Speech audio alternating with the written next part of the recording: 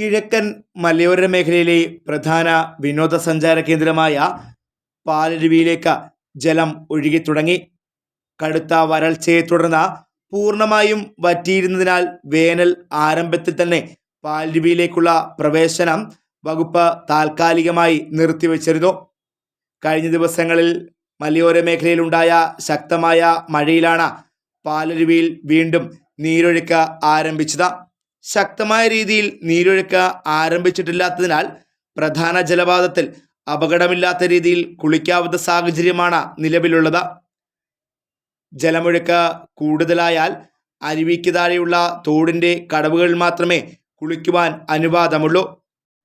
അനുകൂലമായ സാഹചര്യമായിട്ടും അരുവി വിനോദസഞ്ചാരികൾക്ക് തുറന്നുകൊടുക്കാനാവശ്യമായ തയ്യാറെടുപ്പുകൾ വിനോദസഞ്ചാര വകുപ്പ് ആരംഭിച്ചിട്ട് പോലുമില്ല.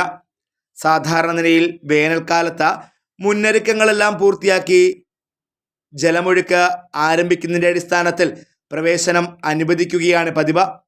ഇത്തവണ കാര്യമായ നടപടികളൊന്നും ആരംഭിച്ചിട്ടില്ല. സഞ്ചാരികൾക്ക് ആവശ്യമായ പ്രാഥമിക സൗകര്യങ്ങൾ പോലും ഇതേവരെ ഒരുക്കിയിട്ടില്ലെന്ന് പരാതി ഉയരുന്നുണ്ട്. കേരള തമിഴ്നാട് അതിർത്തിയിലെ കുറ്റാലത്തെ ജലപാതത്തിൽ വെള്ളം കുറഞ്ഞതോടെ പാലരുവിയിലെ വെള്ളം പ്രതീക്ഷിച്ച തമിഴ്നാട്ടിൽ നിന്നും വിനോദസഞ്ചാരികൾ എത്തുന്നുണ്ടെങ്കിലും പ്രവേശനമില്ലാത്തത് ഏറെ നിരാശരാക്കുന്നുണ്ട്. Fox TV news bureau, Aryankavu.